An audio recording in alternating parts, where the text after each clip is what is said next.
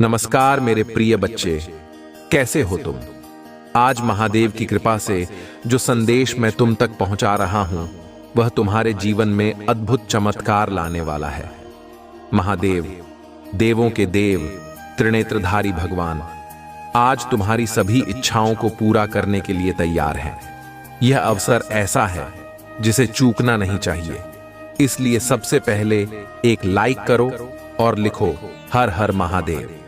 महादेव कहते हैं कि मेरे प्रिय बच्चे, यदि तुमको मुझ पर सच्चा विश्वास है और तुम मेरे नाम का सच्चे मन से उच्चारण करते हो तो जान लो कि मैं तुम्हारे जीवन में हर कठिनाई को हराऊंगा।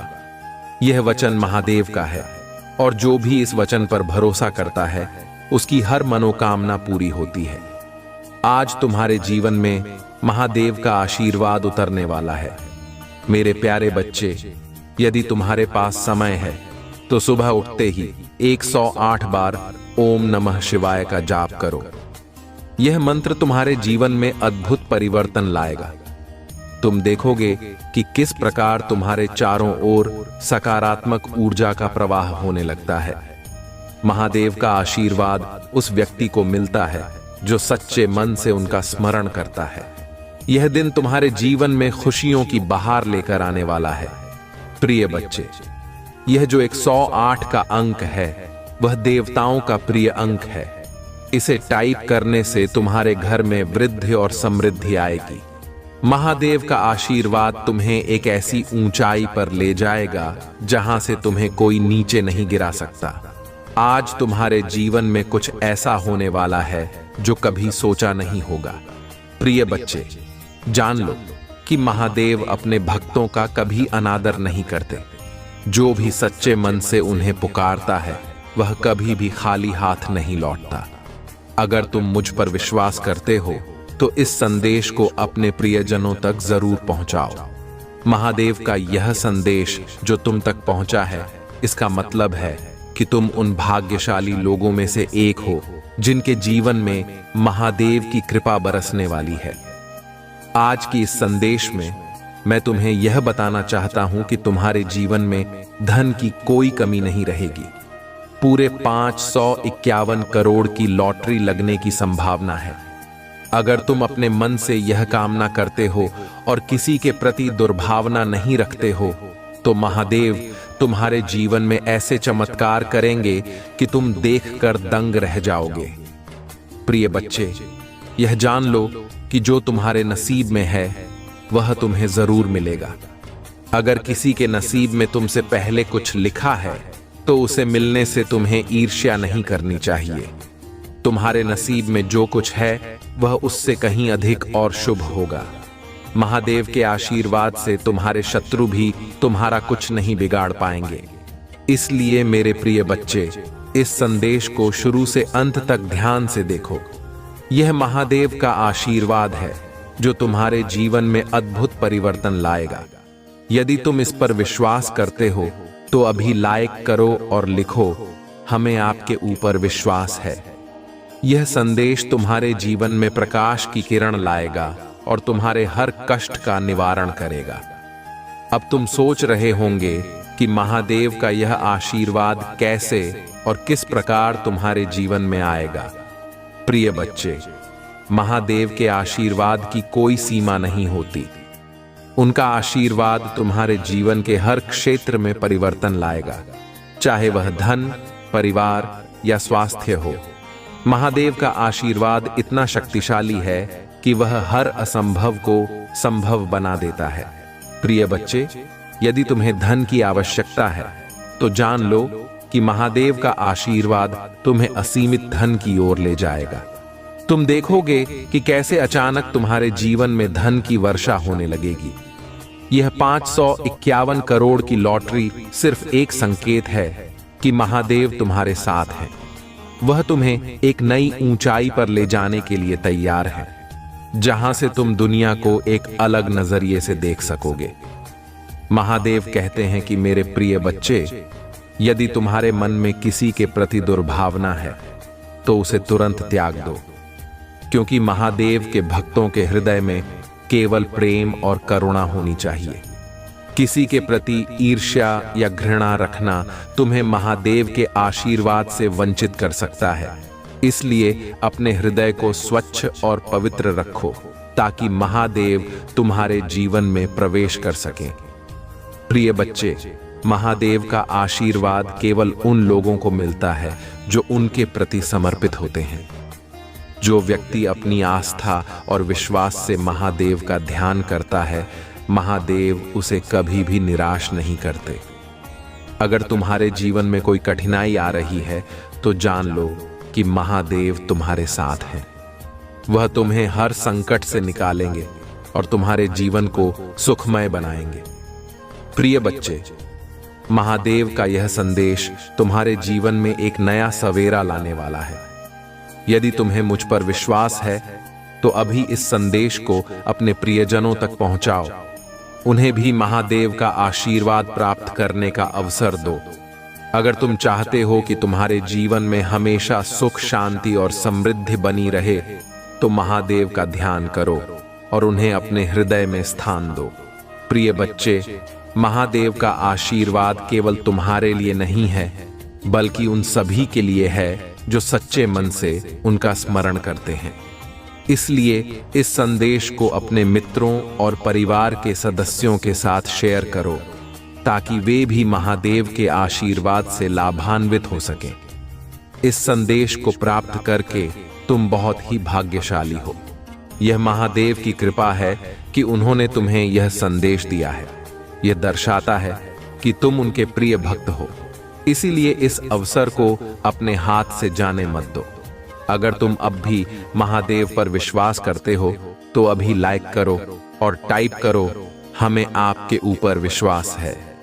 महादेव का आशीर्वाद तुम्हारे जीवन में चमत्कार लाएगा और तुम्हारे हर सपने को पूरा करेगा। इसलिए मेरे प्रिय बच्चे, इस संदेश को अपने जीवन का हिस्सा बनाओ और देखो कि कैसे महादेव तुम्हारे जीवन को आनंद और समृद्धि से भर देते हैं।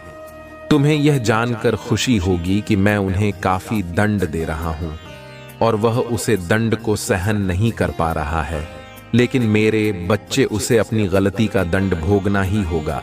मेरे प्रिय बच्चे, मैं तुम्हें इस संदेश के अंत में तुम्हारा शत्रु का नाम बताने वाला, इसीलिए मेरे प्रिय बच्चे तुम इस संदेश को अंत तक देखना और इसे बीच में छोड़ने की गलती बिल्कुल भी मत करना, वरना तुम सारी जिंदगी पछताने के सिवा कुछ भी प्राप्त नहीं होगा। मेरे बच्चे, तुम्हारे शत्रु ने तुम्हारे ऊपर जो भी अत्याचार किया है उनका दंड उन्हें अवश्य मिलेगा। मेरे प्रिय बच्चे, मेरा आशीर्वाद प्राप्त करने हेतु कमेंट बॉक्स में हर हर महादेव लिखें और महादेव जी के संदेश को रोजाना सुनने के लिए महादेव जी के चैनल को सब्सक्राइब करें। मेरे प्रिय बच्चे, अगर तुम महादेव जी के शक्ति पर विश्वास करते हो तो इस वीडियो को लाइक करें। मेरे प्रिय बच्चे, मैं जानता हूं कि तुम्हें कुछ लोगों ने बहुत दुख पहुंचा, अत्यधिक पीड़ा है, किंतु अब तुम चिंता मत करो क्योंकि तुम्हें दुख देने वाले अब पछताएंगे।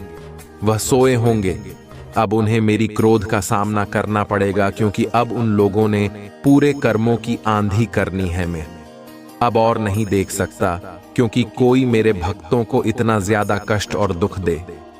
मैं यह बर्दाश्त नहीं कर सकता। तुम मेरी प्रार्थना है करो, मैं उनका दंड उन्हें अवश्य दूंगा। मैं उन्हें किस प्रकार का दंड देने वाला हूं जो उन्हें जीवन भर याद रहेगा और वह दोबारा किसी भी पर नंबर और पवित्र आत्मा को दुख पहुंचाने का कभी सपने में भी नहीं सोचेंगे। उसे शायद यह जात नहीं है कि उन्होंने मेरे इतने सीधे साधे बच्चों को दो इतना सताया है। मैं उन्हें कितनी सिम माफ नहीं करूंगा। उन्हें अपने कर्मों के दंड भोगना ही होंगे क्योंकि उन्होंने जो कुछ भी किया है वह जानबूझकर किया। जाने अनजाने में की गई गलतियों को माफ कर देता है, किंतु जो व्यक्ति जानबूझकर इस तरह की बात करते हैं, गलत काम करते हैं, उन्हें बिल्कुल भी माफ नहीं करता। मेरे प्रिय बच्चे, तुम ही और परेशान होने की आवश्यकता नहीं है और न ही इतना रोने की आवश्यकता है। मैं तुम्हारे सारे दुखों को दूर कर दूंगा। मुझे पता है कि वे लोग योजना बनाकर तुम्हें अपमानित करते हैं, दुख देते हैं, तुम्हारे साथ चल कर रहे हैं, तुम्हें फंसाने की कोशिश कर रही है, लेकिन मैं ऐसा होने नहीं दूंगा। मैं उनके हर काम को सफल कर लूंगा और तुम्हारे ऊपर किसी भी प्रकार की परेशानी नहीं आने दूंगा। तुम बस मुझ पर विश्वास रखो, क्योंकि मुझे पता है कि तुम्हारी कोई भी गलती नहीं है। तुम सदा मेरी भक्ति में रहते हो, निरंतर मेरा ध्यान करते हो। तुम्हारे साथ इतना बड़ा अन्याय नहीं होने दूंगा। तुम्हारी इस भक्ति और श्रद्धा को इस तरह से व्यर्थ नहीं जाने दूंगा। तुमने इतने दिनों से जो भी कष्ट सही है, जी मैं भली भांति जानता हूं, और इसलिए आज मैं तुम्हें यह संदेश दे रहा हूं कि अब तुम्हारे कष्टों का अंत होगा और तुम्हारा शत्रु को दंड मिलेगा। तुम चिंता मत करो, तो मेरी शरण में हो। तुम्हारे ऊपर मेरा आशीर्वाद है। मेरे प्रिय बच्चे, अपने मन को मजबूत कर लो, इस सच को जान लो, जो व्यक्ति जैसा दिखाई देता है ऐसा कभी नहीं होता, और जो जैसा होता है वह वैसा खुद को दिखता नहीं है। इस संसार में अधिकतर लोग जल कर रही हैं, सामने कुछ और पीछे कुछ और कर रहे हैं।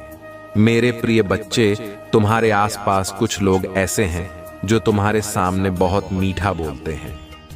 लाइक करके कमेंट में हर हर महादेव टाइप करें और मेरा चैनल को सब्सक्राइब कर लो। मेरे लिए तुम इतना भी नहीं कर सकते मेरे बच्चे। इसके बदले में तुम्हें और तुम्हारी परिवार को ढेर सारी खुशियां दूंगा। मेरे प्रिय बच्चे, इसमें कोई भी संदेह की बात नहीं है। अगर मेरे प्रिय बच्चे तुम्हारे पास हो तभी देना मेरे प्रिय बच्चे। इसके बदले में मैं तुम्हें अपना आशीर्वाद दूंगा और तुम्हारा जीवन खुशियों से भर दूंगा। मेरे प्रिय बच्चे, मेरा आशीर्वाद प्राप्त करने हेतु अब भी टाइप करें हर हर महादेव लिखें, और महादेव जी के संदेश को रोजाना सुनने के लिए महादेव जी के चैनल को सब्सक्राइब करें। मेरे प्रिय बच्चे, अगर तुम महादेव जी की शक्ति पर विश्वास करते हो तो इस वीडियो को लाइक करें। पीठ पीछे तुम्हारी बहुत बुराई करते हैं, मैं तुम्हारा भला होता हुआ नहीं देखना चाहते हैं। वह नहीं चाहते हैं कि तुम आगे बढ़ो। तुम्हें खुश रात को तुम ही लोगों का दिन प्राप्त हो, क्योंकि वह स्वयं बहुत बड़ी दलदल में फंसे हुए हैं। वह बहुत सी परेशानियों से घिरे हुए हैं और इसीलिए तुम्हें भी खुश नहीं देखना चाहते। तुम प्रदोष लगते हैं मेरे प्रिय बच्चे। तुम अत्यंत सरल और सहज स्वभाव की हो। तुम्हारा हृदय कितना कोमल और शांत है कि तुम उनकी इस बुराई को अच्छी नहीं पा रहे हो। तुम्हारा हृदय करुणा से भरा हुआ है और यही कारण है कि तुम किसी को अपनी जैसे साथ हैं। तुम मुझे बता सकते हो कि तुम्हें क्या तकलीफ है, क्या परेशानी है। एक उज्जवल भविष्य तुम्हारी राह देख रहा है। अपने जीवन से अंधकार को मिटा दो, केवल उन्हीं चीजों को जीवन में ध्यान दो जो तुम्हारे अंदर एक सकारात्मक सोच का विकास करें, एक नई रोशनी प्रदान करें। सभी नकारात्मक लोगों से दूरी बना लो। आने वाले महीना चमत्कार होने वाला है। तुम्हारी सारी सपने पूरे होंगे तो और समृद्ध तुम्हारे पास आ रही है। इस बड़े बदलाव के लिए तैयार रहो। अगर आप मुझ में अपनी भक्ति रखते हो तो मेरी इस वीडियो को शेयर करके चैनल को सब्सक्राइब कर लेना, और साथ ही मेरा भाग्यशाली अंक 555 लिखकर मुझे अपनी की स्वीकृति प्रदान कर देना। मेरे प्यारे बच्चे, मैं सदा तुम्हारी रक्षा के लिए उपस्थित। तुम्हें डरने की, निराश होने की आवश्यकता नहीं है। तुम मुझ पर विश्वास बनाए रखो।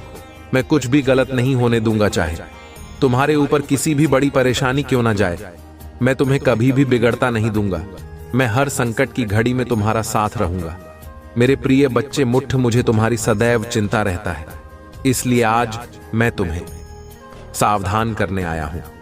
मेरी बातों को पूरा सुनना, और यदि तुम चाहते हो मैं सदा तुम्हारे साथ रहूंगी तो लिखो हर हर महादेव। मेरे प्रिय बच्चे, आने वाले 2 दिन तुम्हारे लिए बहुत भारी है।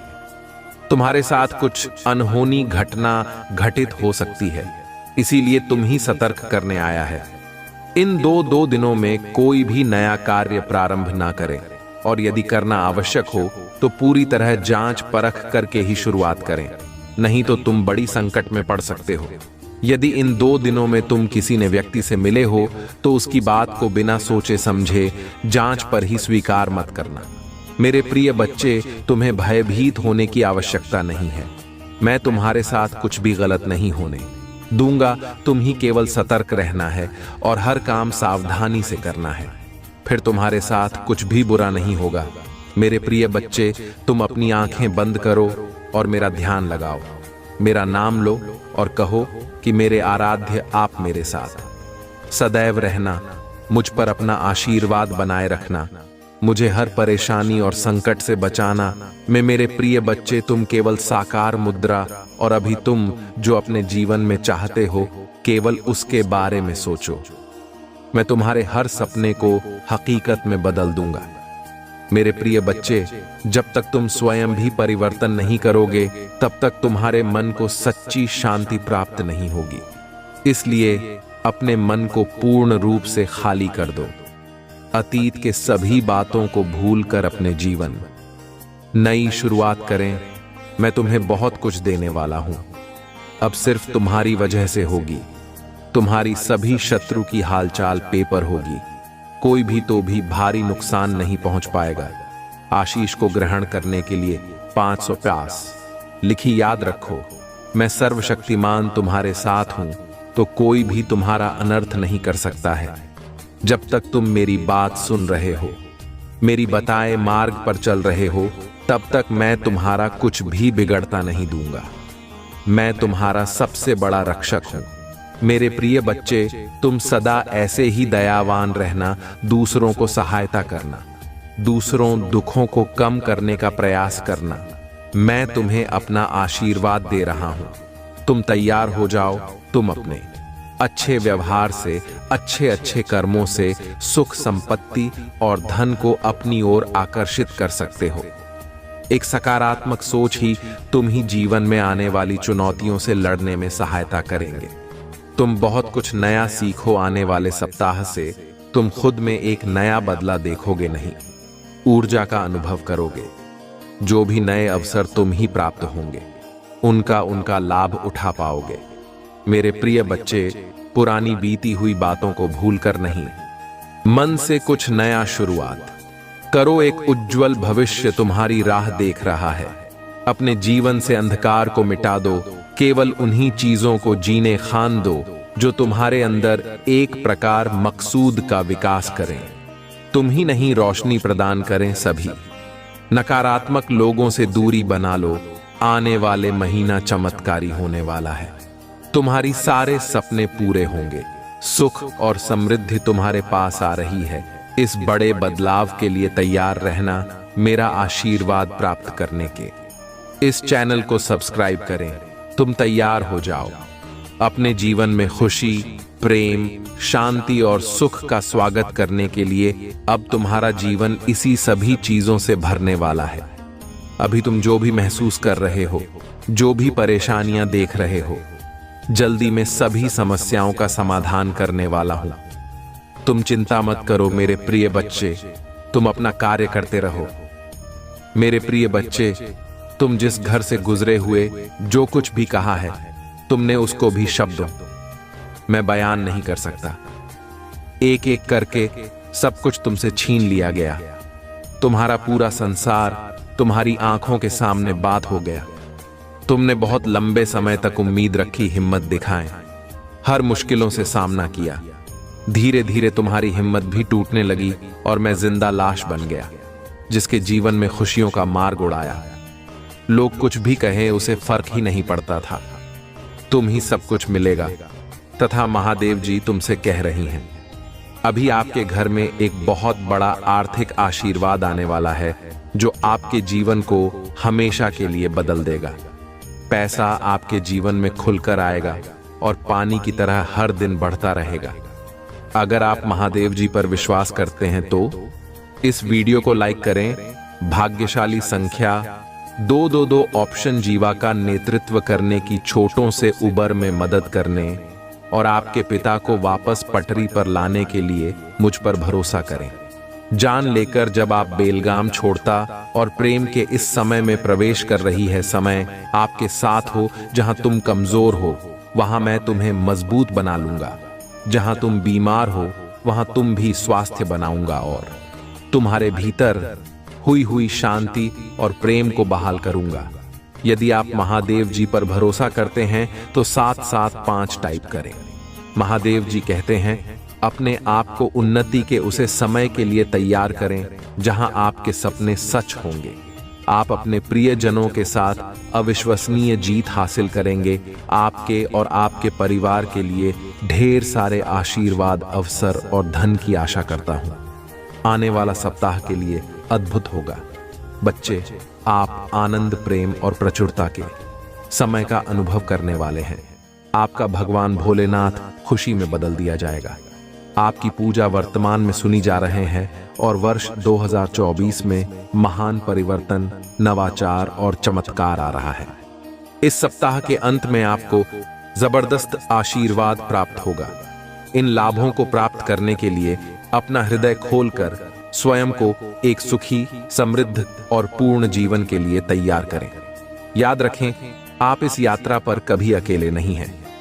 महादेव जी सदैव सा रहने का वादा करते हैं। आपकी लड़ाई लड़ेगा और आपके जीवन में शांति और आनंद आएगा।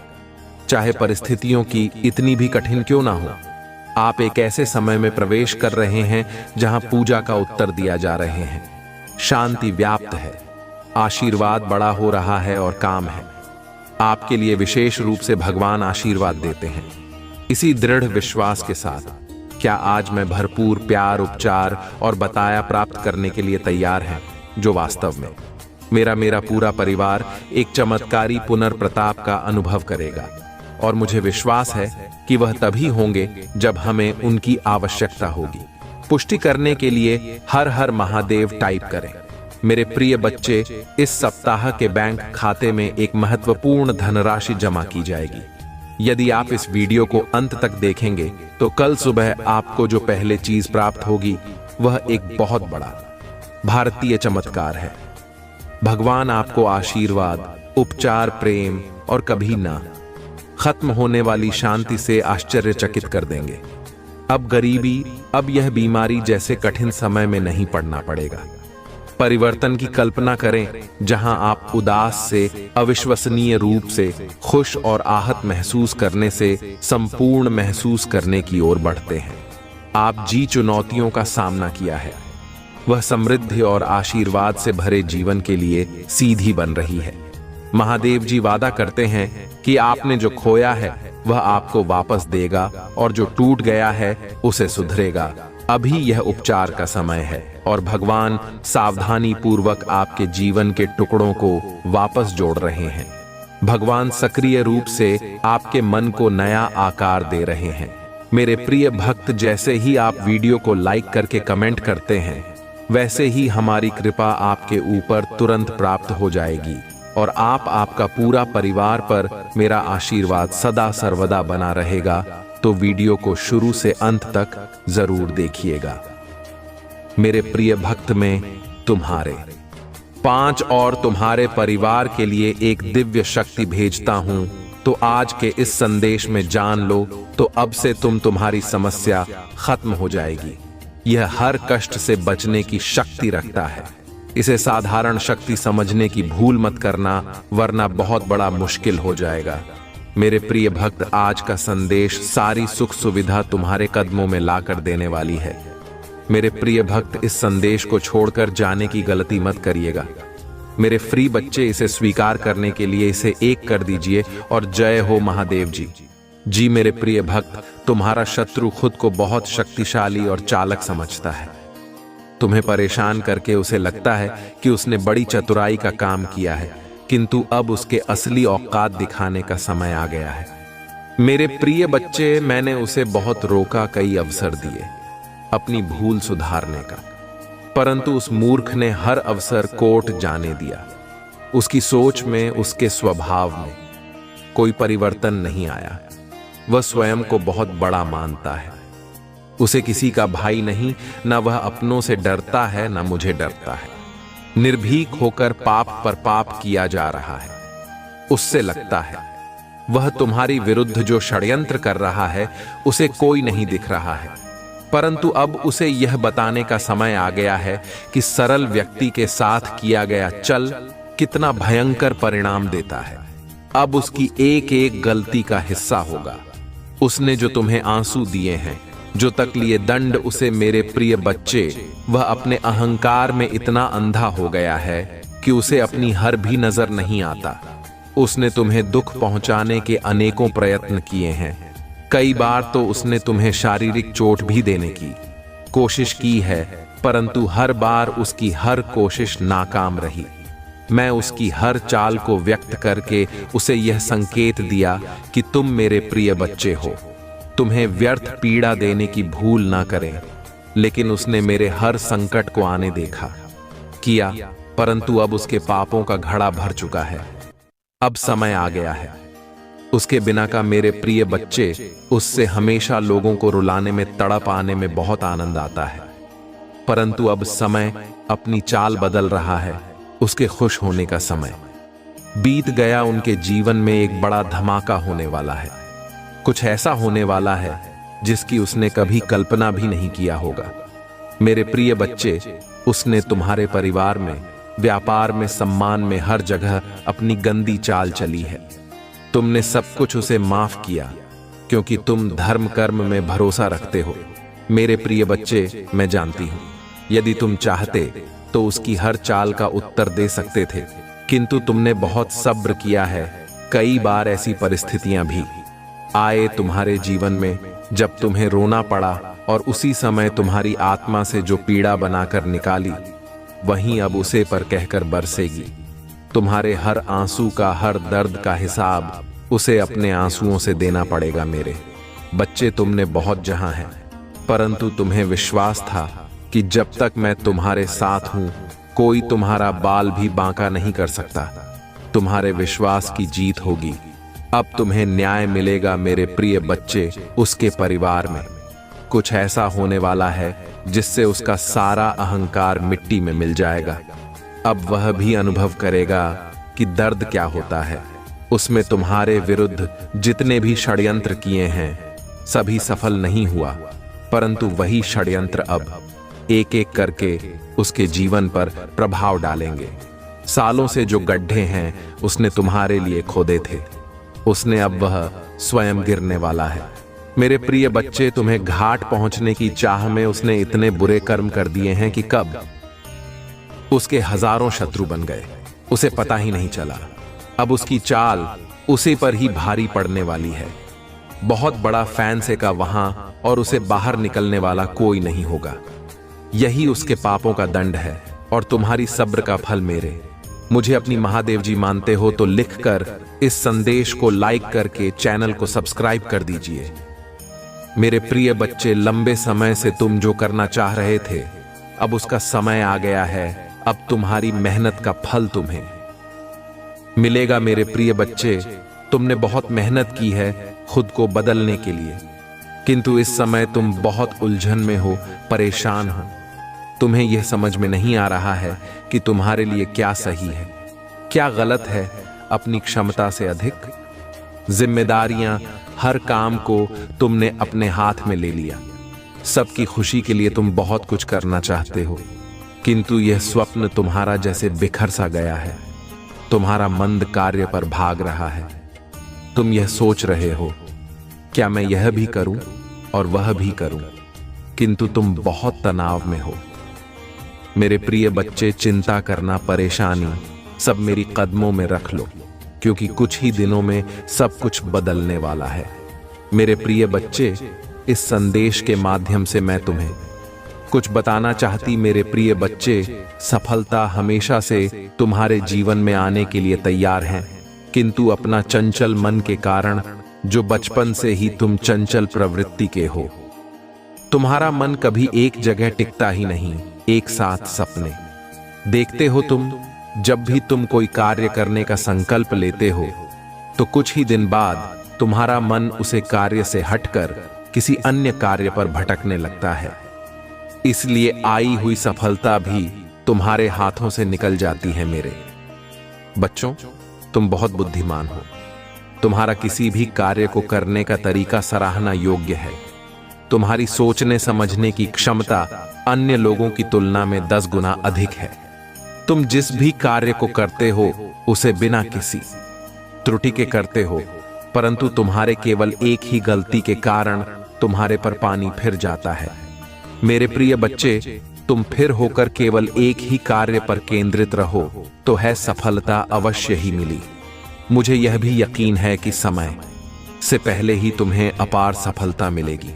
मेरे प्रिय बच्चे, यह संदेश सुनने का अर्थ है कि इस बार फिर से पुरानी गलती को मत दोहराना। भाग्य तुम्हारे लिए एक और तूफान आ रहा है। एक बड़ी सफलता तुम्हारे द्वार खड़ी मेरे बच्चे। यह आखिरी अक्षर है।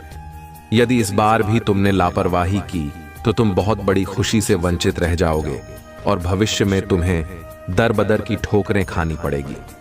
मेरे प्रिय बच्चे, पिछले कुछ समय से तुम किसी एक कार्य पर अपना ध्यान लगा रहे हो। उसका सकारात्मक बदलाव भी तुम्हें देख रहा है, परंतु जिम्मेदारियों का बोझ तुम पर इतना अधिक है कि तुम्हारा मन फिर से अशांत हो रहा है। मेरे प्रिय बच्चे, भी जानती हूं यह समय बहुत ही कष्ट में भी रहा है। तुम्हें कहीं से भी मानसिक शांति नहीं मिल रही है। तुम कुछ भी करके इस स्थिति से बाहर निकलना चाहते हो। अपनों का दुख, उनकी पीड़ा तुम सब देखा नहीं जाता, किंतु मेरे प्रिय बच्चे, यह बहुत समय जब तुम्हें अपने आप पर काबू रखने की जरूरत है। मेरे प्रिय बच्चे, यह समय बहुत ही शुभ है। अभी तक तुमने हर विपत्ति का सामना किया है। कुछ समय और सही का और एक ही दिशा में आगे बढ़ो। तुम्हारी मंजिल तुम्हारी प्रतीक्षा कर रही है। मेरे प्रिय बच्चे, घबराओ मत। तुम बिल्कुल सही दिशा में आगे बढ़ाया रहो। किसी भी मोड़ पर इस पर से मत भटकना। मैं साथ हूं। तुम्हारे बहुत जल्द सफलता के शिखर पर तुम्हारा नाम का झंडा लहराएगा।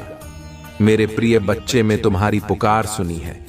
तुम्हारी भावनाएं मुझे छुपी नहीं है, किंतु तुम्हारे मन में एक उलझन है। आज उसी का समाधान नहीं करने आई हूं। मेरे प्रिय बच्चे, मैं जानती हूं तुम किन विचारों में खोए हुए तुम्हारा मन इतना व्यथित क्यों है। तुम यही सोच रही हूं ना कि तुमने मुझसे जो मांगा था वहां अब तक तुम्हें क्यों नहीं मिला। क्या तुम्हारी भक्ति में कोई कमी है? आखिर क्यों तुम्हें इतना इंतजार करना पड़ रहा है? और कब तक तुम ही जहां दर्द बर्दाश्त करना। गूगल, मेरे प्रिय बच्चे, तुम्हारी प्रार्थना है मुझे तक पहुंच रही है। मैं तुम्हारी एक एक बार ध्यान से सुनती हूं जो तुम मुझसे अकेले में करते हो, किंतु इस संसार में सब कुछ मेरे निर्धारित समय पर ही होता है। मेरे बच्चे, तुम क्यों इतने व्याकुल हो? क्यों तुम इतने अधीर हो रहे हो? जो भाग्य में है वह तो तुमसे कोई चीज नहीं सकता, किंतु तुम्हारा मन और कार्य इतना निश्चल है कि जो तुम्हारी भाग्य में नहीं है वहां भी मैं तुम ही दूंगी। मेरे प्रिय बच्चे, इस पर विश्वास है तो हां लिखकर इस संदेश को लाइक कर दीजिए। मेरे प्रिय बच्चे, तुम्हारे जीवन की तमाम तकलीफों को मैं दूर कर दूंगी। थोड़ा सब्र तो रखो। तुम मुझे अपनी महादेव जी मानते हो तो अपनी महादेव जी पर भरोसा रखो। मैं तुम इस संसार की हर सुख सुविधा प्रदान करूंगा, किंतु अभी तुम उसके लिए योग्य नहीं हो। तुमने अभी बहुत सारी कमियां हैं, बहुत कुछ सीखना बाकी है। उसके के पश्चात ही मैं तुम्हें बहुत दूंगी जो तुम पाना चाहते। मेरे प्रिय बच्चे, मैं जानती हूं संकट की चिंता में तुम झुलस रहे हो। वह अत्यंत पीड़ादायक है, किंतु निराश ना हो। अपनी इच्छाओं को मरने मत दो कि जिंदा रखो। तुम्हारे जीवन में अभी जो कुछ भी हो रहा है वह मेरी ही योजना है। इस कठिन चुनौतियों को पार करके ही तुम्हें वहां साम्राज्य प्रदान किया जाएगा जिसके तुम बनना चाहते हो। मेरे प्रिय बच्चे, जो सपने तुम दे रही हो वही सपना पूरा संसार देख रहा है, किंतु सपना उसके सत्य होते हैं जो हर संकट में मुस्कुराना जानता हूं, जिसमें धैर्य हो, साहस हो, विवेक हो। मैं तुम्हारे भीतर सहनशीलता देखा है, किंतु तुम मुस्कुराना नहीं जानते। तुम हर समय भविष्य की चिंताओं से घिरे रहते हो। तुम्हारे मुख पर निराशा के भाग रहते हैं और तुम्हारी हंसी भी दिखाती है। मेरे प्रिय बच्चे, तुम्हारी खुशी, तुम्हारी मंदिर तुमसे बस 2 कदम दूर हैं, किंतु तुम रुक गए हो। तुम साहस नहीं जुटा पा रहे हो आगे। हनी कि मेरे प्रिय बच्चे, जब तक यह दोनों त्रुटियां तुमने हैं, तुम सफलता तो क्या भविष्य में कुछ भी प्राप्त नहीं कर सकते। मेरे प्रिय बच्चे, दुख हो या सुख हो, दिल से हंसना सीखो। मैं तुम्हें हंसते हुए देखना चाहती हूँ। मेरे प्रिय बच्चे, तुम्हारी भक्ति तुम्हारी आस्था शक्ति है, इसमें कोई संदेह नहीं है, किंतु इसके केंद्र में छुपा तुम्हारा विचार नकारात्मक है। मेरे प्रिय बच्चे, तुम भक्ति के बदले चमत्कार चाहते हो। तुम सोचते हो कि किसी दिन कोई चमत्कार होगा और तुम्हारा भाग्य बदल जाएगा। मेरे प्रिय बच्चे, चमत्कार तो अवश्य होगा, किंतु यह चमत्कार मैं नहीं करूंगा। यह तुम्हारे माध्य से होगा, तुम्हारी मेहनत से होगा। मैं तो बस तुम्हारा मार्गदर्शन करूंगा। मैं तुम्हें वह विवेक जागृत करूंगा जिससे तुम अपने, मेरे प्रिय बच्चे, भक्त और भगवान का संबंध अटूट है। जब तुम मेरा स्मरण करते हो तो मैं भी तुम्हारा ध्यान करता हूं, किंतु जब तुम मेरा स्मरण नहीं करते, मेरी भक्ति नहीं करते, तब भी मैं तुम्हारा ध्यान रखती हूं। तुम्हारे साथ रहता, इसलिए साहस दिखाओ और कम करो। मेरे प्रिय बच्चे, तुम मुझे अपनी महादेव जी मानते हो तो अपनी महादेव जी के लिए इसे लाइक करके चैनल को सब्सक्राइब कर दीजिए और साथ ही साथ धन्यवाद महादेव जी लिख दीजिए। मेरे प्रिय बच्चे, मैं जानती तुम्हारे जीवन में, तुम्हारे परिवार में किस चीज की कमी है, किंतु मैं वचन देता हूं, तुम्हारी हर कमी में शीघ्र ही पूरी करूंगा। मेरे प्रिय बच्चे, तुम्हारे सपने बहुत बड़े हैं, इसके लिए तुम्हें बहुत मेहनत करनी पड़ेगी और तुम कर भी रहे हो। मेरे प्रिय बच्चे, कुछ लोग हैं जो तुम्हारी अहमियत नहीं समझ रहे हैं, वह तुम्हारा और तुम्हारे सपने का मजाक उड़ा रहे हैं। उन्हें पूरा यकीन है कि तुम कभी अपने सपने को पूरा ही नहीं कर पाओगे। यहां तक कि तुम्हारे परिवार के कुछ सदस्य भी तुम पर विश्वास ना करके तुम्हारा मनोबल हटा रहे हैं, किंतु मेरे प्रिय बच्चे, तुम खुद पर कभी संदेह मत करना। तुम नहीं जानते कि तुम अपने सपनों के कितने करीब हो। बहुत जल्द तुम्हारे सपने हकीकत का रूप लेने वाले हैं। मेरे प्रिय बच्चे, तुम जिस राह और चल पड़े हो, इस राह पर चलकर तुम्हें बहुत कठिनाइयों का सामना करना पड़ रहा है। कदम कदम पर कांटे लगे हैं, हर मोड़ पर दर्द है, निराशा है, असफलता है, किंतु मुझ पर विश्वास करो, इस रास्ते की मंदिर कितनी सुंदर है कि देखते ही तुम अपने सारे दर्द, सारी पीड़ा भूल जाओगे। मेरे प्रिय बच्चे, तुम्हारी खुशी, तुम्हारी मंजिल तुमसे बस 2 कदम दूर है, किंतु तुम रुक गए हो। तुम साहस नहीं जुटा पा रहे हो आगे बढ़ाने की। मेरे प्रिय बच्चे, जब तक यह दोनों तुमने है, तुम सफलता तो क्या भविष्य में कुछ भी प्राप्त नहीं कर सकते।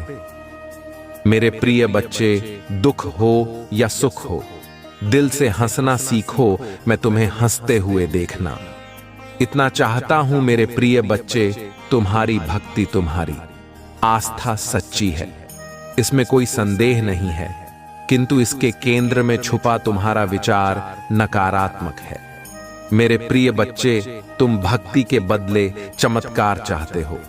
तुम सोचते हो कि किसी दिन कोई चमत्कार होगा और तुम्हारा भाग्य बदल जाएगा। मेरे प्रिय बच्चे, चमत्कार तो अवश्य होगा, किंतु यह चमत्कार मैं नहीं करूंगा। यह तुम्हारे माध्यम से होगा, तुम्हारी मेहनत से होगा। मैं तो बस तुम्हारा मार्गदर्शन करूंगा। मैं तुम्हें वह विवेक जागृत करूंगा जिससे तुम अपने लक्ष्य को प्राप्त कर सकूं।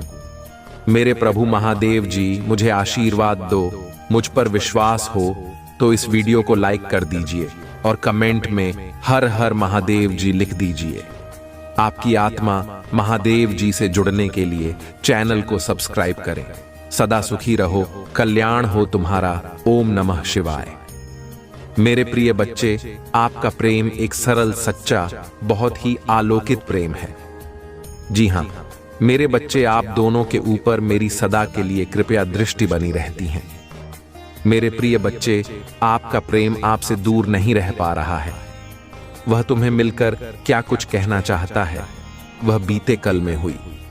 तुम दोनों के बीच कुछ गलत फहमियों के कारण अगर तुम दोनों अभी के लिए दूर भी हो गए थे, तो वह इस बात से क्या कुछ समझ रहा है या अपने मन के विचार को वह तुमसे क्या कहना चाह रहा है या अपने मन के विचारों को वह तुमसे कहना चाहता है। मेरे प्रिय बच्चे, इन सभी बातों का उत्तर आज मैं आपको अपने इस संदेश के अंत में देकर जाऊंगा। तो इसलिए मेरे बच्चे, इस संदेश को अंत तक सुनकर जाना। मेरे प्रिय बच्चे, इस संदेश को बीच में छोड़कर जाने की भूल बिल्कुल भी मत करना, नहीं तो मेरे बच्चे आप बहुत बड़ी मुसीबत में भी फंस सकते हो। मेरे प्रिय बच्चे, आने वाला कल आप दोनों के लिए बहुत ही चमत्कारी होने वाला है। जी हाँ मेरे बच्चे, आपका वह जो प्रेम है आपके बिना रो रहा है, वह तड़प रहा है। जी हाँ मेरे बच्चे, मैं उसको भली भांति रूप से जानता हूं कि उसका प्रेम तुम्हारे प्रति इतना सरल व सच्चा है, और ठीक वैसे ही तुम भी उसे अपने दिल से बहुत प्रेम करते हो। हाँ मेरे बच्चे, वह बात अलग है कि बीते कल में तुम दोनों के बीच कुछ मतभेद चल रहा है, जिसके कारण अभी तुम दोनों एक दूसरे के साथ बात भी नहीं कर रहे हो। परंतु मेरी बच्ची हो, जो समय था वह आप दोनों एक विपरीत दिशा में चल रहा था। लेकिन मेरे बच्चे, समय कभी भी एक जैसा नहीं रहता। बदलते समय के साथ आप दोनों के बीच ही जो दूरियां हैं वह भी कम हो जाएंगी। जी हाँ मेरे बच्चे, अगर आज आपको मेरा यह संदेश प्राप्त हुआ है तो मेरी इस वीडियो को लाइक करके चैनल को सब्सक्राइब कर देना, और साथ ही साथ मेरा भाग्यशाली अंक 333 लिखकर मुझे अपनी स्वीकृति प्रदान करा देना।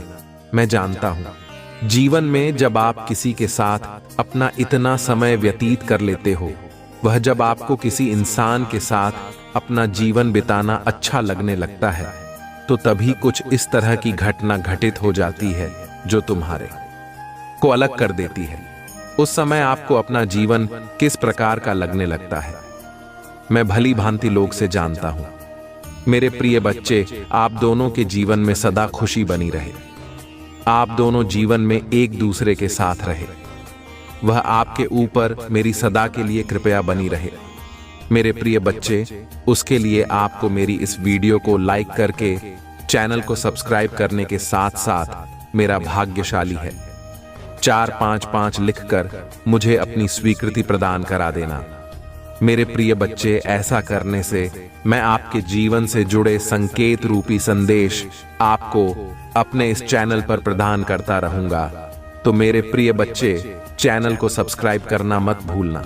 मेरे बच्चे, जीवन में किसी भी मनुष्य इंसान का साथ हमें जीवन जीने के लिए एक अद्भुत शक्ति देता है, जिस शक्ति के कारण हम अपने जीवन में हमारे साथ चल रही सभी प्रकार की समस्या या किसी भी तरह की बुरे वक्त को झेलने या बिताने में हम उसके साथ रहते हुए सभी समस्याओं का भक्ति रूप से सामना कर सकते हैं। मेरे बच्चे, जीवन में यह जो आपके साथ समय चल रहा था, यह एक बहुत चिंता का विषय है, जिसकी वजह से तुमने अपने जीवन में बहुत परेशान हो रही थी। इतने परेशान कि तुमने अपने मन को नकारात्मक विचारों में गलत फहमी उसे घेर लिया था। मेरी बच्ची, जिसको लेकर तुम अपने जीवन में इतनी दुखी हो रहे हो, वह इंसान या मनुष्य तुम्हारे बिना नहीं रह पा रहा है। वह हर समय केवल और केवल आपके ही अपने मन में विचार सोच रहा है। वह भी आपसे अलग हो कड़क रहा है। मेरी बच्ची, शक्ति यह है कि वह मनुष्य भी आपके बिना नहीं रह पा रहा है। मेरे बच्चे, बीते कुछ समय से आप दोनों के बीच जिस तरह के मतभेद चल रहे थे या जिन गलतफहमी के कारण आप दोनों की जीवन में यह स्थिति पैदा हो गई थी, वह इंसान जब मन से भी यही सोच रहा है कि कैसे हो इन सब बातों में गलतफहमियों को खत्म करें, और इस तरह वह आपसे मिलकर तुम्हें अपने दिल का हाल बताएं। मेरी बच्ची, सत्य यह है कि वह इंसान या मनुष्य तुम्हारे बिना नहीं रह पा रहा है। उसका भी तुम्हारे बिना मन नहीं लग पा रहा है। वह भी अपने जीवन में दुखी हो रहा है और केवल आपके लिए सोच रहा है। वह भी तुम्हारी तरह सोच रहा है कि अब जीवन में क्या होगा, जब किस तरह तुम दोनों के बीच की यह सब गलतफहमी दूर होगी, क्योंकि मेरे बच्चे, वह भी आपसे अत्यधिक प्रेम करता है। वह आपके बिना अपना जीवन नहीं बिता सकता। अब उसने यह निर्णय ले लिया है कि वह शीघ्र आपसे मिलेगा और मिलकर तुम दोनों के बीच चल रहे इस मतभेद को खत्म करेगा। मेरे बच्चे, अब वह समय दूर नहीं कि वह आपसे मिलूं। आपसे मिलकर सभी प्रकार के क्रोध को खत्म कर देगा। मेरे बच्चे, तुम बस मुझ पर भरोसा रखो और अपने जीवन में सकारात्मक विचारों के साथ करो। बाकी मेरे बच्चे, मैं तुम दोनों की साथ हूं। मेरे प्रिय बच्चे, आज मैंने आपके प्रेम के विषय में आपको बहुत सारी बातें बताई है, जिन सब बातों का विशेष से आप बिल्कुल अनजान थे। मेरे प्रिय बच्चे, मैंने आपको आपकी जीवन से जुड़ा एक बहुत महत्वपूर्ण विषय जो आपकी टीम के विषय में था, उसके लिए मैंने आपको एक शुभ संदेश प्राप्त करा दिया है। मेरे प्रिय बच्चे, अब आप अपने जीवन में अपने प्रेम को लेकर सदा के लिए खुश रहना। कभी भी प्रेम के विषय में निराश पर उदास होने की कोई भी आवश्यकता नहीं है। मेरे प्रिय मित्र, अगर आप भी मेरे एक संदेश निसंदेह हो तो मेरा भाग्यशाली अंक 555 लिखकर इस वीडियो को लाइक और चैनल को सब्सक्राइब कर देना। मेरे बच्चे, आज की यह कथा पूरा जरूर देखना, तुम्हें बहुत बड़ी सीख मिलेगी और अपने जीवन को और बेहतर बना सकोगे। अर्जुन कुंती का सबसे छोटा पुत्र था। इसके पिता का नाम पांडु था, लेकिन वास्तविक पिता तो इसका इंद्र था। पांडु रोगग्रस्त था और पुत्र पैदा करने की उसमें सामर्थ्य नहीं थी।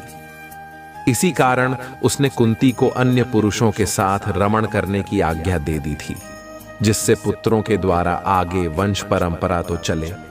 उस काल में इस प्रकार के यौन संबंध किसी प्रकार दूषित नहीं समझते जाते थे, क्योंकि उनके पीछे उद्देश्य पवित्र रहता था। इस प्रकार पांडु की आज्ञा से कुंती को इंद्र से अर्जुन, धर्म से युधिष्ठिर, पवन से भीम और माद्री को अश्विनी कुमारों से नकुल और सहदेव पुत्र रूप में प्राप्त हुए। अर्जुन इंद्र के समान ही प्रतापी और पराक्रमी था। पांडवों में सबसे अधिक युद्ध कुशल और वीर वही था। महाभारत युद्ध में इस पक्ष का सबसे बड़ा महारथी वही था, जिसने कौरवों के परम वीरों से टक्कर ली और अंत में सबको पराजित कर दिया। वह आपके बिना अपना जीवन नहीं बिता सकता। अब उसने यह निर्णय ले लिया है कि वह शीघ्र आपसे मिलेगा और मिलकर तुम दोनों के बीच चल रहे इस मतभेद को खत्म करेगा। मेरे बच्चे, अब वह समय दूर नहीं कि वह आपसे मिलूं। आपसे मिलकर सभी प्रकार के क्रोध को खत्म कर देगा। मेरे बच्चे, तुम बस मुझ पर भरोसा रखो और अपने जीवन में सकारात्मक विचारों के साथ करो। बाकी मेरे बच्चे, मैं तुम दोनों की साथ हूं। मेरे प्रिय बच्चे, आज मैंने आपके प्रेम के विषय में आपको बहुत सारी बातें बताई है, जिन सब बातों का विशेष से आप बिल्कुल अनजान थे।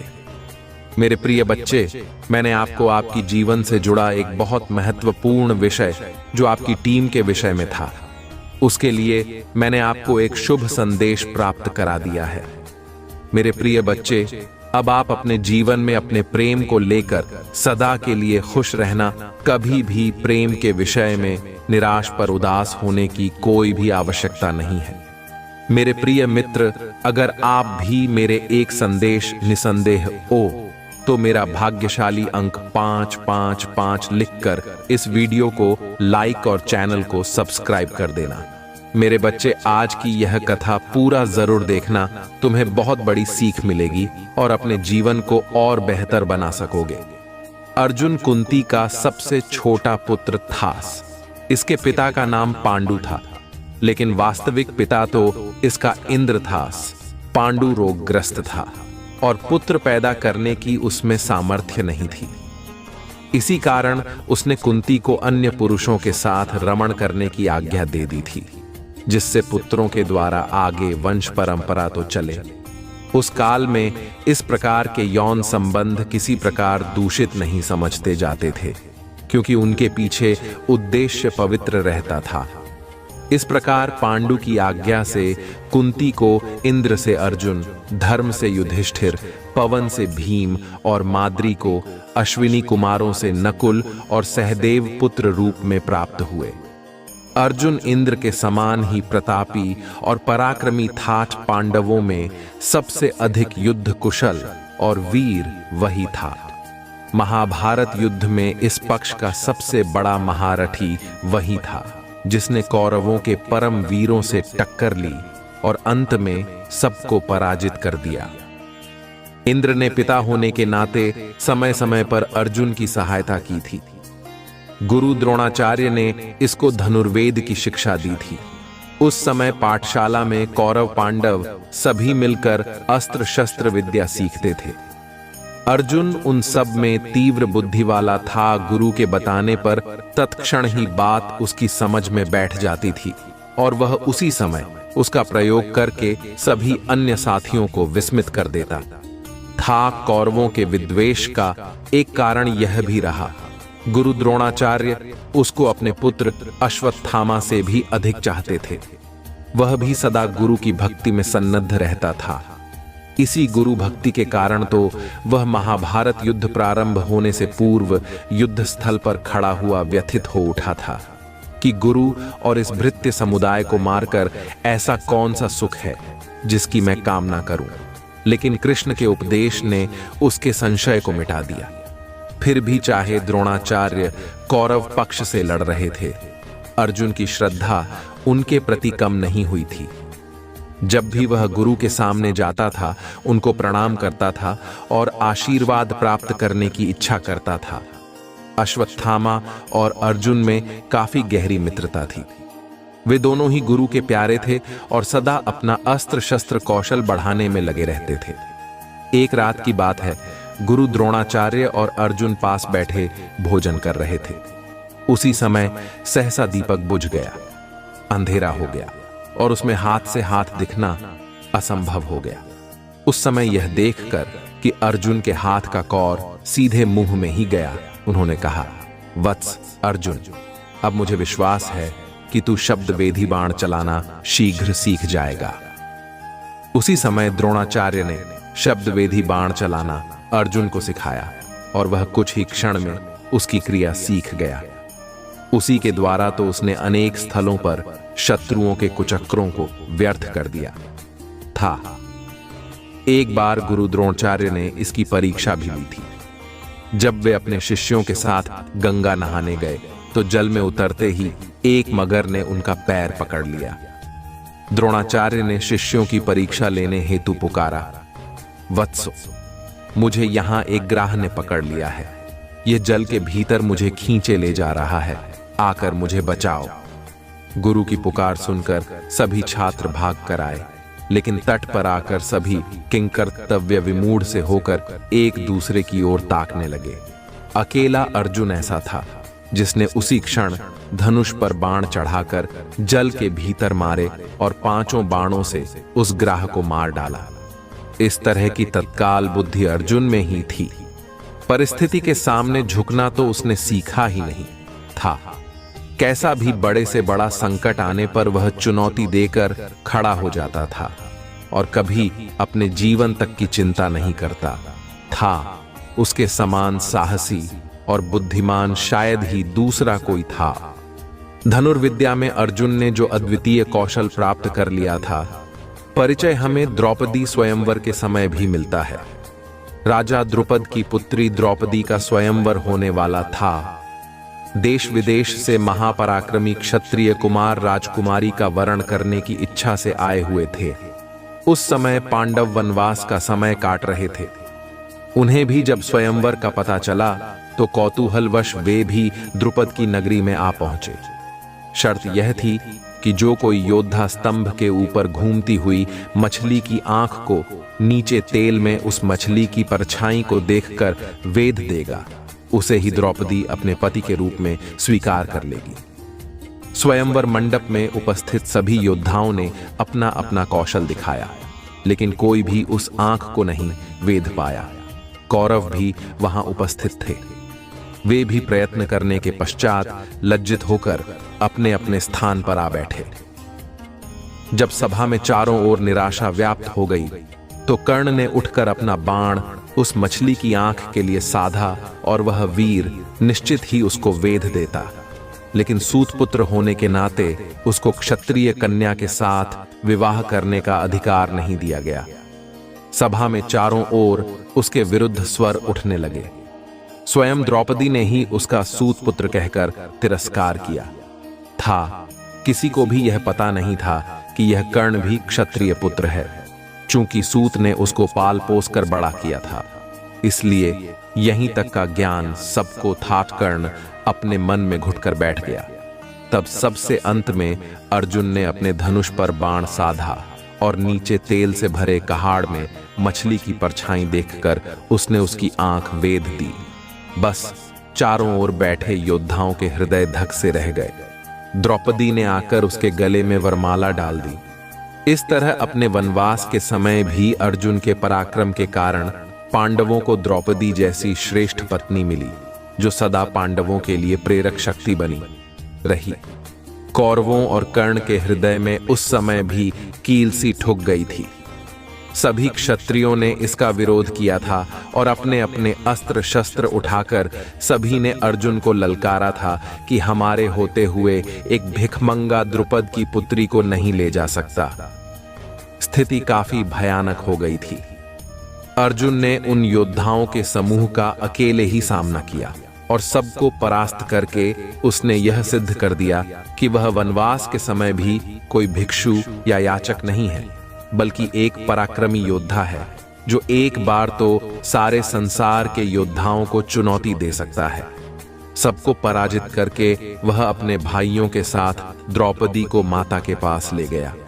वह अपने भाइयों और माता को अपनी जान से भी अधिक चाहता था। स्वार्थ तो उसे छू तक नहीं गया था। यद्यपि द्रौपदी को उसने अपने पराक्रम के बल पर प्राप्त किया था और उसके भोग करने का अधिकार उसी को था, लेकिन माता के यह कहने पर कि जो भिक्षा लाए हो उसे सभी मिलकर बांट लो, अर्जुन ने द्रौपदी के ऊपर अन्य भाइयों का अधिकार स्वीकार कर लिया। कुंती ने तो बिना यह जाने कि वह द्रौपदी थी, कोई स्थूल वस्तु नहीं, यह बात कही थी, लेकिन अर्जुन ने अक्षरशः अपनी माता की आज्ञा का पालन किया। वह कभी भी मर्यादा नहीं तोड़ता था और सदा अपने बड़े भाई युधिष्ठिर की आज्ञा मानता था। जब द्रौपदी पर सभी का अधिकार हो गया तो पांचों भाइयों ने मिलकर यह निश्चय किया कि जिस समय द्रौपदी एक भाई के पास रहे, उस समय अन्य चारों भाइयों में से कोई उसके पास न जाए, और यदि भूल से कोई चला भी जाए तो उसे वनवास भोगना पड़ेगा। एक समय की बात है, युधिष्ठिर द्रौपदी के साथ एकांत में थे और जहां वे थे वहीं अर्जुन का धनुष रखा हुआ था। एक ब्राह्मण की रक्षा करने के लिए उसको धनुष की आवश्यकता थी, अतः वह नियम तोड़कर अंदर चला गया और धनुष ले आया। इस तरह उसने ब्राह्मण की रक्षा तो कर ली, लेकिन जो मर्यादा निश्चित की जा चुकी थी उसको मानकर वह वनवास भोगने चल दिया। वनवास में तीर्थ यात्रा करते समय मध्य देश में उसको नागकन्या उलूपी प्राप्त हो गई। उसके साथ सहवास करके उसने एक पुत्र उत्पन्न किया था, जिसका नाम बभ्रुवाहन था। यह बालक अभिमन्यु की तरह ही महापराक्रमी था। अपने पिता अर्जुन को न पहचान कर जब उसने उसी से युद्ध किया था, तब एक बार तो अपने पराक्रम से अर्जुन को भी मूर्छित करके उसे युद्ध स्थल पर पटक दिया था। इसी वनवास काल में ही अर्जुन की श्री कृष्ण से भेंट हुई। जब वह पश्चिम में प्रभास क्षेत्र में पहुंचे तो श्री कृष्ण भी द्वारका से आए थे। कृष्ण ने उसे द्वारका चलने का निमंत्रण दिया तो वे द्वारका आ गए। नियम का पालन करता हुआ अर्जुन नगर के भीतर नहीं घुसा, बल्कि रैवतक पर्वत पर ही ठहर गया। वहीं बलराम तथा यादव गण प्रमुख व्यक्ति उनसे मिलने आए। कुछ दिन तक वह वहीं रहा। इसी बीच में एक उत्सव हुआ जिसमें उसने कृष्ण की बहन सुभद्रा को देखा।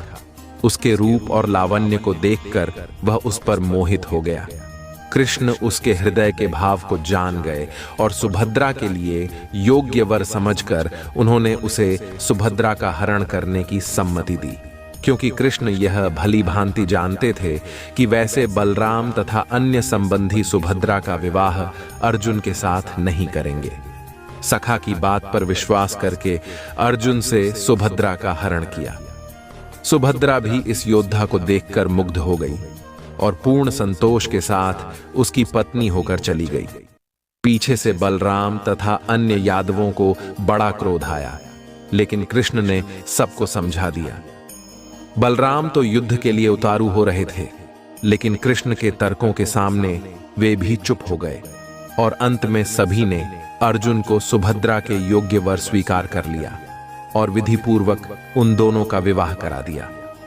उसी सुभद्रा के गर्भ से वीर बालक अभिमन्यु का जन्म हुआ, जिसने चक्रव्यूह में अपने पराक्रम से शत्रुओं को चकित कर दिया और जो अंत में अपने पिता का यश बढ़ाकर वीर गति को प्राप्त हुआ था। अर्जुन अपने ही सम्मान की चिंता नहीं करता था, दूसरों की मान मर्यादा की भी चिंता उसे रहती थी। उसने इंद्र के विरुद्ध अग्नि की मान मर्यादा की रक्षा की थी और उसी से उसे कपिध्वज नाम का दिव्य रथ और गांडीव धनुष प्राप्त हुआ। अग्नि ने इंद्र के दंभ को चूर करके खांडव वन को भस्म कर दिया। उसमें से केवल मय नाम का असुर, तक्षक नाग और 4 शार्घक पक्षियों का से सिवा कोई जीवित नहीं बचा। चूंकि अर्जुन ने मय को प्राण दंड दिया था, इसलिए उसने अपनी कला से पांडवों के लिए 1000 खंभों का विलक्षण सभा भवन बना दिया। इसमें उसने कैलाश और मैनाक पर्वत से मूल्यवान मणियां लाकर लगाई थीं। देवदत्त नाम का शंख भी मय ने ही अर्जुन को दिया था। अर्जुन महान विजेता था। उसने अनेक राजाओं को जीतकर इतना धन वसूल किया था कि उससे पांडवों ने बड़ी धूमधाम के साथ राजसूय यज्ञ किया। उस यज्ञ में सभी प्रमुख योद्धा और आचार्य गण उपस्थित थे। श्री कृष्ण को उस यज्ञ में सबसे अधिक सम्मानीय महापुरुष माना गया था। राजसूय यज्ञ का यह समय पांडवों के ऐश्वर्य और समृद्धि का समय था, लेकिन बाद में युधिष्ठिर के जुए में हारने के पश्चात इनके जीवन का संकट काल उपस्थित हो गया। अर्जुन अपने ज्येष्ठ भ्राता का इतना सम्मान करते थे कि अपना सब कुछ हार जाने के पश्चात जब युधिष्ठिर ने अपने भाइयों और पत्नी को दांव पर लगा दिया, तब भी अर्जुन ने इसका विरोध नहीं किया। यहाँ तक कि दुशासन ने जब भरी सभा में द्रौपदी को नंगा करने का साहस किया, उस समय भीमसेन भी विचलित हो उठा था, लेकिन अर्जुन अपने अग्रज की ओर देखकर चुपचाप बैठा था। वह धीर और बुद्धि था, कभी उतावला होकर कोई कार्य नहीं करता था। उस समय युधिष्ठिर के वचन का सम्मान करके वह चुप रहा था, लेकिन मौका आने पर एक एक महारथी से द्रौपदी के अपमान का बदला लिया। वह दूरदर्शी भी था, आगे क्या करना है उसके लिए पहले से ही योजना बनाना वह प्रारंभ कर देता था। वनवास के समय में उसे यह आशंका हो गई थी कि कौरवों का हृदय मैला है, वे वनवास के पश्चात भी राज्य का थोड़ा भी हिस्सा नहीं देंगे। युद्ध के द्वारा ही उनसे अपना अधिकार प्राप्त किया जा सकता है। यह दृढ़ संकल्प लेकर उसने अपनी सामर्थ्य बढ़ाने के लिए प्रयत्न किया। धर्मराज से उसने वह जगत प्रकाशक विद्या सीखी जो उन्होंने व्यास से प्राप्त की थी। इसके पश्चात दिव्य अस्त्रों की प्राप्ति के लिए वह तपस्या करने चल दिया। हिमालय और गंधमादन पर्वत को लांघकर वह कैलाश पर्वत पर आया। वहां एक वराह के ऊपर उसका एक किरात से झगड़ा हो गया। दोनों मरे हुए वराह को अपना बतलाते थे। अंत में युद्ध हुआ। किरात ने अपनी कला से अर्जुन का सारा पराक्रम हर लिया। इस तरह अपने को निर्बल पाकर अर्जुन को आश्चर्य होने लगा और फिर एक क्षण में ही किरात की अलौकिक शक्ति का अनुमान लगाकर उसने उसको प्रणाम किया और उसे प्रसन्न करके उससे पाशुपात अस्त्र प्राप्त किया। वह किरात और कोई नहीं, स्वयं वेश बदले हुए भगवान शिव थे। इस प्रकार उन्होंने अर्जुन के बल की परीक्षा ली थी। इससे यह पूरी तरह स्पष्ट होता है कि अर्जुन परिस्थिति को ठीक तरह पहचान कर उससे लाभ उठाने वाला बुद्धिमान योद्धा था वह ऐसा मूर्ख क्षत्रिय नहीं था जो अपने पराक्रम का सही अनुमान न लगाकर व्यर्थ का दंभ भरा करते हैं। पाशुपात अस्त्र प्राप्त करके वह आगे बढ़ा तो उसे इंद्र का सारथी मातले रथ लिए हुए मिला। गंगा में स्नान करके वह रथ पर बैठ गया और अमरावती पहुंच गया। वहां इंद्र ने उसका बड़ा स्वागत किया और अपने साथ ही आसन पर बिठा लिया। यहां उसने 5 वर्षों तक अनेक दिव्यास्त्रों की संचालन क्रिया सीखी। उसी समय चित्रसेन गंधर्व उसका मित्र हो गया, जिसे उसने नाचना गाना आदि सिखाया, जो मत्स्य नरेश विराट के यहां काम आया। देव सभा में उर्वशी नाम की महासुंदरी अप्सरा आया करती थी, जिसको अर्जुन वंशमाता के रूप में देखा करता था। उसके हृदय के भाव को न जानकर चित्रसेन ने समझा कि वह उसके सौंदर्य पर मोहित हो गया है। इसीलिए उसने एक दिन उर्वशी को उनके पास भेज दिया। उर्वशी अपना कामुक रूप लेकर उनके पास पहुंची और सहवास के लिए इच्छा प्रकट करने लगी। अर्जुन के तेजस्वी रूप को देखकर वह काम से पीड़ित हो रही थी। उसने अर्जुन को अपने साथ रमण करने की इच्छा जताई। यह सुनकर अर्जुन ने चौंक कर कहा, उर्वशी, आप तो हमारी वंश माता हैं, फिर मैं ऐसा पाप कार्य कैसे कर सकता हूं? आपकी यह धारणा मेरे विषय में गलत है कि मैं आपके प्रति कामासक्त हूं। मैं तो आपको पूज्य मानकर आपका सम्मान करता हूं। अर्जुन की इस बात को सुनकर भी उर्वशी की काम पीड़ा उतनी ही बनी रही और उसने कहा, छोड़ो इस धारणा को वीरवर, आओ मेरी काम पीड़ा को शांत करो। जब उर्वशी के कई बार कहने पर भी अर्जुन तैयार नहीं हुआ तो उसने क्रुद्ध होकर उसे नपुंसक हो जाने का शाप दिया। उसके लिए निश्चित अवधि थी। आगे चलकर यह शाप ही अर्जुन का सहायक बना और अज्ञातवास के समय इसी के कारण विराट के यहां उनका रहना संभव हुआ। बृहन्नला बनकर वह उत्तरा को नाचना गाना सिखाता रहा और इस तरह अपना वह सारा समय काटता रहा। इंद्र से अनेक दिव्यास्त्र प्राप्त करके अर्जुन बद्री वन में नर नारायण के आश्रम में पहुंचा। अन्य पांडव भी वहीं प्रतीक्षा कर रहे थे। आकर उसने अपने भाइयों को अपनी यात्रा का सारा विवरण सुनाया और जो दिव्यास्त्र प्राप्त किए थे उनका परिचय दिया। अर्जुन स्वार्थी और संकुचित मनोवृत्ति का मनुष्य नहीं था। उसका हृदय उदार और क्षमाशील था। यद्यपि कौरवों ने उसका और उसके भाइयों का अनिष्ट कर दिया था और उसकी पत्नी का अपमान किया था, लेकिन भाई के नाते फिर भी अर्जुन ने एक बार गंधर्वराज चित्रसेन से युद्ध करके दुर्योधन आदि को छुड़ाया। चित्रसेन उसका मित्र था, लेकिन एक बार उसने भाइयों के पीछे इस मित्रता की भी चिंता नहीं की।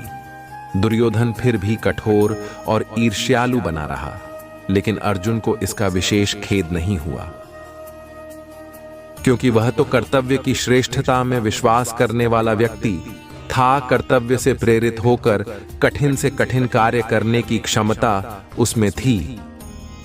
इसी प्रकार कर्तव्य परायणता का परिचय उसने उस समय दिया था जब वह अज्ञातवास के समय राजा विराट के यहां ठहरा हुआ था और कौरवों ने विराट के ऊपर आक्रमण कर दिया था। झूठा दंभ भरने वाला उत्तर उस समय अर्जुन को सारथी बनाकर युद्ध के लिए ले गया था, लेकिन वह कौरवों की सैन्य शक्ति देखकर डरकर भागने लगा। तब अर्जुन ने उसे रोककर कौरवों का स्वयं सामना किया और उन्हें परास्त किया। राजा विराट के प्रति अपने कर्तव्य का वह इसी तरह पालन कर सकता था, इसीलिए अपने भाइयों का भी उसने सामना किया। इससे स्पष्ट हो जाता है कि अर्जुन को किसी व्यक्ति विशेष से लगाव नहीं था, बल्कि कर्तव्य, न्याय और सत्य की भावना ही उसके जीवन के लिए प्रेरक शक्तियां थीं। फिर अभिमान तो उसको छू तक नहीं गया था। बड़े से बड़ा कार्य करके वह अपने पराक्रम की डींग नहीं मारता था। दूसरों को प्रशंसा करते हुए सुनकर भी वह कुछ नहीं बोलता था। अर्जुन नम्र और विनयशील भी था। वह श्री कृष्ण के पूछे बिना कोई कार्य नहीं करता था और उन्हें अपना सच्चा सखा मानता था। कृष्ण ही उसकी विजय के आधार थे। यदि उसे ऐसा सारथी नहीं मिलता तो शायद वह कौरवों की उस विशाल सेना को नहीं जीत पाता जिसमें भीष्म, द्रोण, कर्ण जैसे महारथी युद्ध कर रहे थे। कृष्ण की नीति निपुणता से ही उसने भीष्म पितामह को धराशायी किया। उन्हीं की चाल से गुरु द्रोणाचार्य को उसने पराजित किया और उन्हीं की सूझ के बल पर कर्ण जैसे योद्धा को मार गिराया। इन 3 पराक्रमी सेनापतियों से टक्कर लेना मामूली काम नहीं था, लेकिन अर्जुन से अपनी सामर्थ्य और शक्ति के बल पर इनका सामना किया और इन सबको धराशायी करके विजय का शंख बजाया। कृष्ण ने अनेक बार उसके जीवन की भी रक्षा की थी। पहल तो भीष्म जैसे पराक्रमी से ही उसका बचना कठिन था, फिर कर्ण तो उसे जीवित कभी नहीं छोड़ता।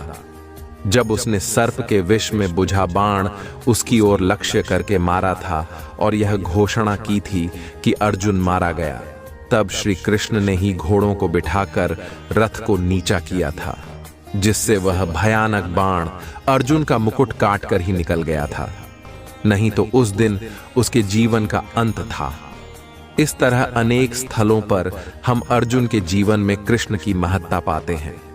कृष्ण के उपदेशों के फलस्वरूप ही वह निष्काम कर्मयोगी हो गया था। कर्तव्य के आगे सुख और दुख एक जैसे ही उसको दिखाई पड़ते थे। इसी उपदेश की शक्ति से वह पूरे महाभारत युद्ध में कभी विचलित नहीं हुआ। हम पहले ही देख चुके हैं कि स्वार्थ तो उसके हृदय पर कभी अधिकार नहीं जमा सका था।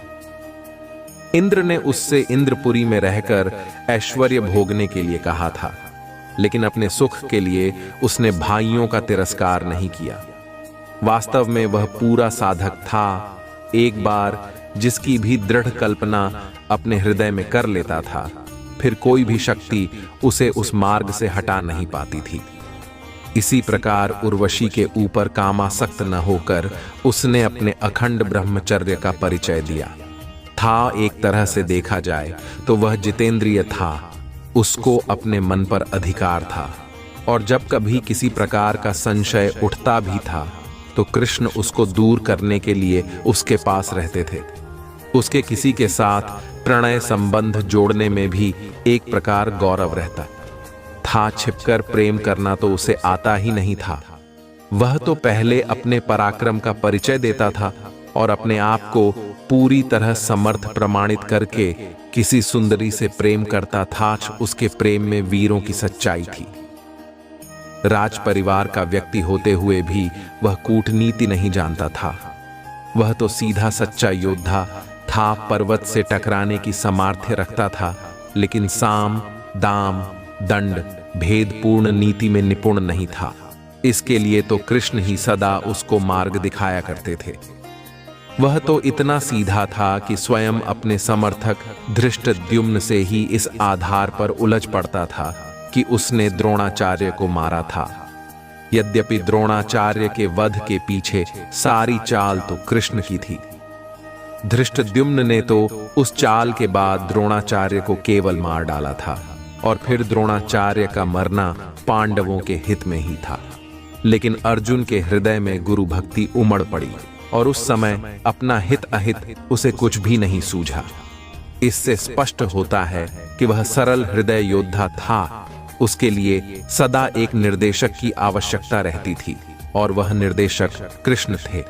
यदि वे न होते तो गीता का उपदेश सुनने के पश्चात भी हो सकता था अर्जुन स्वजनों की मृत्यु देखकर विचलित होकर युद्ध भूमि से चला जाता, लेकिन कृष्ण ने सदा उसको उचित मार्ग पर लगाए रखा। इस तरह भावुकता अर्जुन ने चरित्र में एक शिथिलता के रूप में थी, लेकिन सरल हृदय व्यक्तियों में वह स्वाभाविक ही है।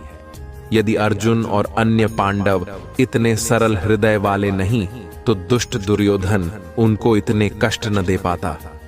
वे तो सदा सत्य, न्याय और मर्यादा की रक्षा करना ही अपने जीवन का चरम उद्देश्य समझते थे, और राजनीति में इन्हीं वस्तुओं की विशेष आवश्यकता नहीं होती।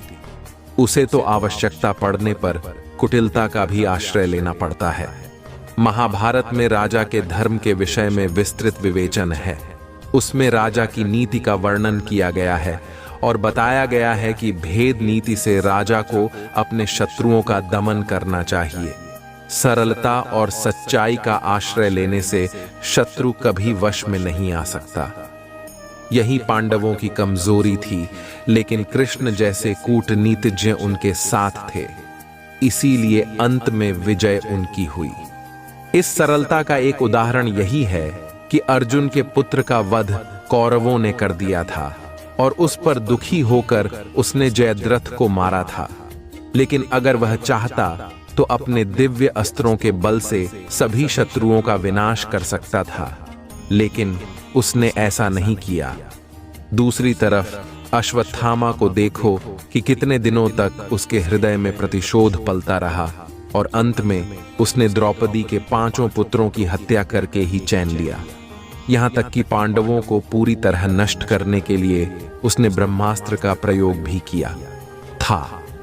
ऐसा निर्दयतापूर्ण कार्य अर्जुन कभी नहीं कर सकता था।